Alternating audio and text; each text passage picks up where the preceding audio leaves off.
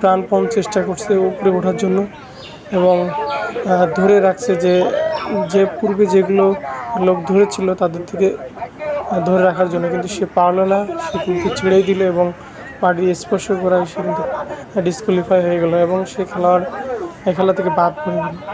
এখানে দেখা যাচ্ছে যে পরিচালকগণ খেলোয়াড় নামতে না নামতেই কলা গাছে তেল মাখানো বা কলা গাছটিকে পিচ্ছিল করার জন্য খুবই ব্যস্ত থাকে। এটা এমন একটা অবস্থা করে যে এখানে হাত দেওয়া বা এখানে ওঠাই খুবই দুষ্কর।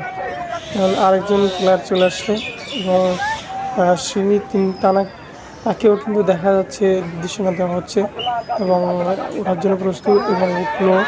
সে কিন্তু অনেকটা উপরে উঠে বসে আছে এবং উপরে ওঠার জন্য চেষ্টা করছে। দেখা যাক কী হয়।